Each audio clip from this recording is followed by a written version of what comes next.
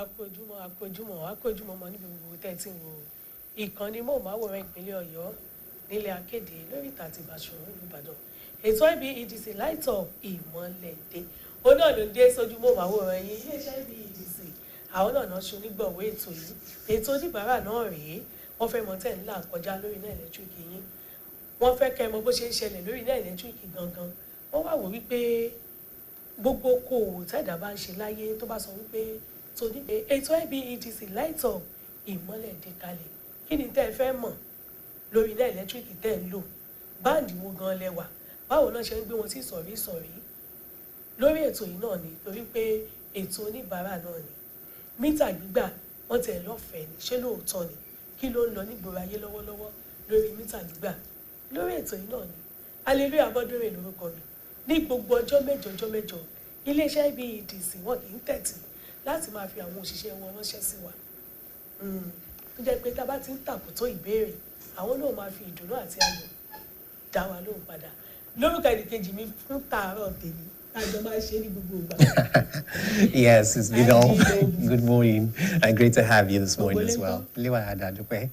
Yes, very good morning to you, viewers. Thank you for joining us on the program, IBEDC Light Up Imole, the Customers Program, born out of the customer-centric initiative of the Ibedc Electricity Distribution Company, IBEDC. Of course, on this program, we always have representatives from the IBEDC to tackle whatever questions you may have. Maybe your concerns about metering, or about payment system, or even if you want to know about the whistleblower policy of the IBEDC and see how you can help us curb vandalism, you get answers to all that right here on the program. Welcome. Yes, of course, once again, I'm Ido Shekuni. Great to have you.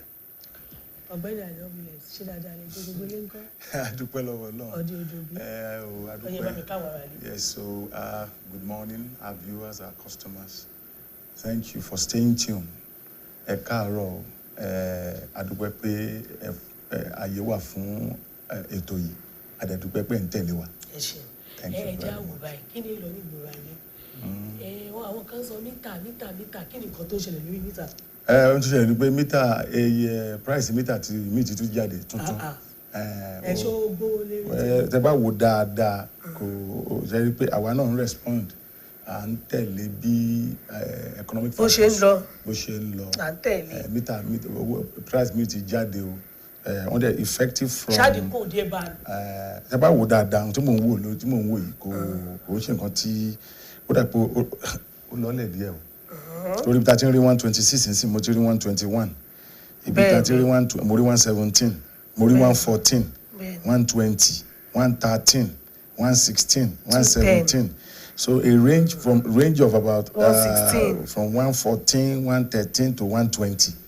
Single face. About there were three faces. Ó ti ń dábọ̀ àwọn three faces tí mò ń wò yìí ṣe rí pé three faces mi ń gbà kan ó wọ bí 230 mo ti rí 201 naira 202 naira ó ń dùn mọ́ mi ni. Kí ló mú àdínkù bá? Àdínkù ni wípé àwa náà kì í ṣe ẹ̀tọ́ pé iṣẹ́ ìdùnnú wa ni pé kíkí ni kò jẹ́ ọ̀fẹ́ completely from band A to band E. To the last band. Go just about ohun tó so sẹ́sẹ̀ ràgó. Ó yẹ mi pé ó ti gọbọi so ẹ̀dẹ̀mọ̀ component àwọn mítà yẹn dẹ̀kẹ̀rẹ̀ ìtọ́ ń gbé wá láti ta láti rí ló fà wípé a máa tẹ̀lé bí ó ṣe rí káràkátà ni ohun tá a bá rà náà la máa. Ṣèjọba náà dínwó rẹ̀ kù ní. Èmi feel pé improvement ti wà lórí iye tí wọ́n ń gbé wá torí tó bá wọ́n àwọn ìgbà iná tó bá lọ́lẹ̀ á lọ́lẹ̀ inú mi dùn pé nǹkan tí mo rí inú mi dùn gan pé ó ń wálẹ̀. ó já sí pé káwọn oníbàárà kan ètè pàkìtì mọ́lẹ̀ ẹjọ́ lásìkò tó dínwó yìí torí àmọ́ tọ́lá lè sọ. Ọlọ́run tẹ̀ ti gbàdúrà á ti gbàwé 70 days ní Nàìjíríà yìí láti parí. ṣùgbọ́n kọ́lẹ̀ tẹ̀ tú yáyá jáde báyìí. ẹ tú yáyá lọ gba ẹ gbogbo ẹ tẹ wà láwùrí band C D àti E ẹ lọ gba mítà máa. mítà ti dínwó. ó ti dínwó wálé ti ń dínwó dẹ̀kẹ̀rẹ̀ ó pè ju pé ká máa estimate gan odùn máa wà nù. Ẹlòmíì owó yẹn gan ní ọkọ ọmọ kàláyà pé ṣé ní ìsìn tó ti wá dínwó ní ìsìn ilẹ̀ tún ṣe Ìdòwú sọ fáwọn èèyàn. Yeah, this is actually a very wonderful news. We're having the price of meters come down. Yeah. But my major concern here is this. We know that there have been meters, shipped to the IBEDC even before this new, reduction in prices. Yeah. Does this new reduction affect the previous meters on ground? I'm very sure that, you know, as the meter as they come, they go. Okay, so there is nothing in the store. So these are new supplies. Okay. And even if there are few there, we have no choice than to sell at this price. So it's also just to show that we are very customer centric. It is not the desire of any of the company that the store there is not meant to hoard meters. No, the meters should be like as they come. You know the motorway. From what you've been saying, they've not been enough, really. So all the categories from band C, D, and E should just embrace the meter as a provider scheme and obtain their meters. So that we won't be billing on estimates. But then we know that when we look at the economic situation right now in the country, everything seems to be on the rise. Exactly. So if this is coming at this particular point in time, it only begs the question: how is the IBC, or should I say, how are we doing it? It's still working towards making our customers happy.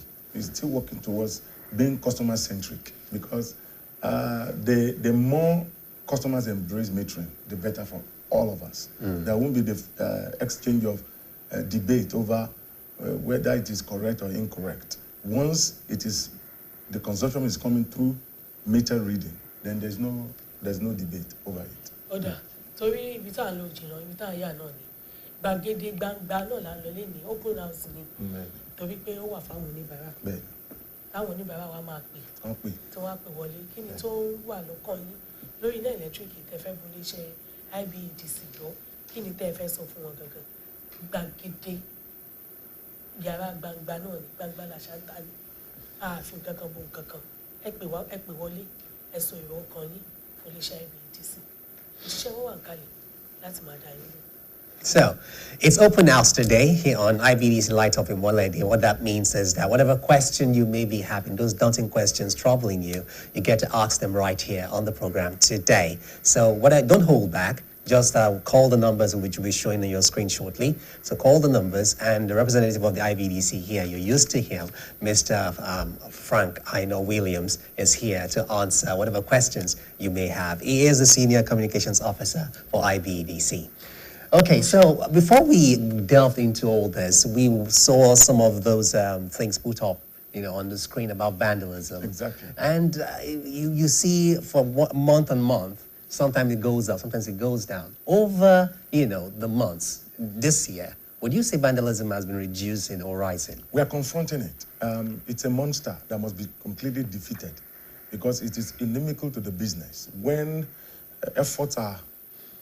assiduous efforts are going into ensuring that power supply is improved upon, service delivery is getting positive mention, then some people who just decided to be, I don't know what to call them, begin to do things that will draw back the progress of the company.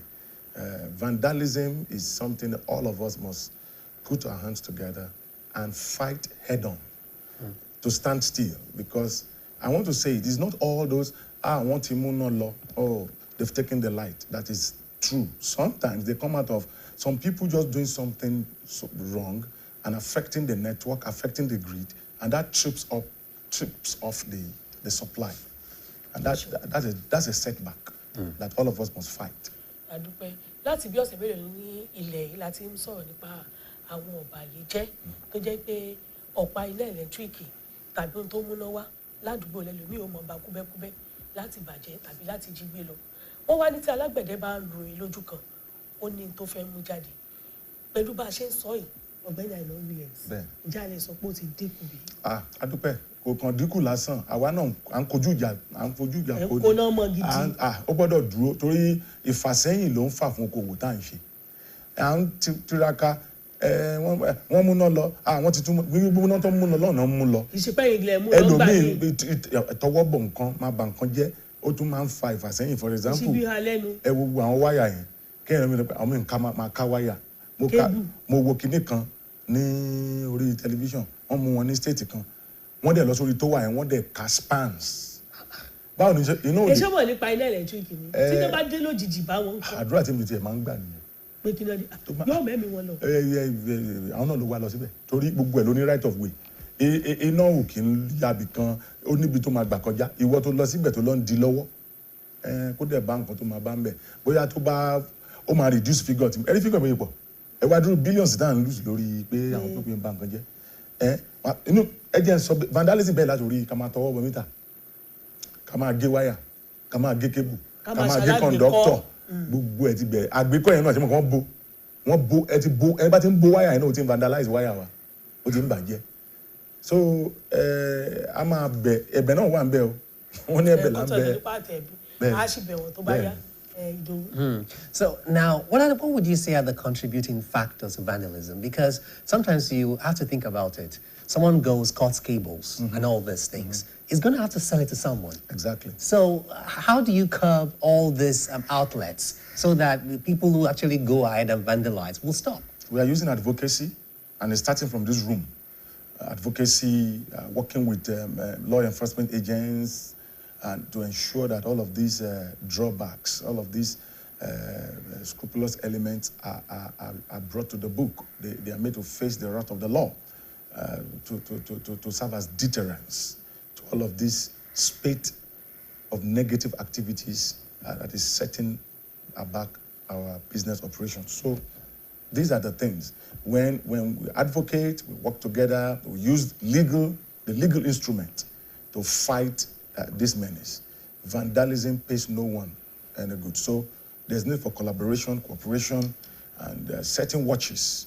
It goes as far as putting CCTVs in your neighborhood, especially around your transformers, areas where things of such acts don't happen easily. Those are the steps we are taking, even as far as the federal government. You know the National Defense Corps, this NSCDC. NSCDC. Yes, they also their core area is vandalism. You know, destruction of national property, utilities, equipment. Because if a damage to a transformer, imagine about 5 transformers in each of the areas being vandalized, the business will go comatose. So we need to work together to ensure that even in that neighborhood, those acts don't progress. But have we been able to identify the black market sports and all that where people sell these things? Of course. We always, initially, during NEPA, you cannot buy conductor. But today, it has been commercialized. There's liberalization. So we are holding community engagement with all of these traders. Please watch out for. There's a way you will see a cable. You can suspect and say, this is a vandalized cable. When you begin to see too many cuts here and there, a normal stretch, a normal span. But when you begin to see cuts along the spans, that raises suspicion. It raises questions. So we are working along those lines to ensure that this behavior is nipped to the bud. Right. Ẹja wọ́n ní amúkùn ẹ̀rọ ẹ̀wọ́ ó ní òkèlè ẹ̀wọ̀ àti ìsàlẹ̀ ní nǹkan ti ṣẹlẹ̀. Bẹ́ẹ̀ni. Tó bá sọ wípé wọ́n ń gé kébù ní ìsìn nǹkan tẹ́ ò bá mọ̀ nípa rẹ̀ wáyà ló wà káàkiri níbo ni wọ́n ń kó lọ báwo náà ṣe mọ̀ pé wúlò níbo ni wọ́n gbé ń tà. Tẹ́lẹ̀tẹ́lẹ̀ ẹ lè ra kébù ń tà. But this wọ́n ti liberalize ẹ̀ wọ́n ti ṣí ojú òpó. Ṣèjọba àpapọ̀ ló sọ pé bẹ́ẹ̀ ìyẹn tiẹ̀ ti wà ń sìn ẹ bá lọ sí mi ìfẹ́ dárúkọ bẹ̀ ẹ bá láti bàyìí síbẹ̀ ẹ bá ti lọ àwọn ẹ mọ̀ kò sí nǹkan tán kì í jí wọ́n jí fóònù náà sí. bẹ́ẹ̀ kò sí tí wọ́n ti jí fóònù. ó dẹ̀ máa jí ta ni so but wọ́n ti ń sọ ọ́n sí pé wọ́n tó fẹ́ ra tó ń ta fóònù make sure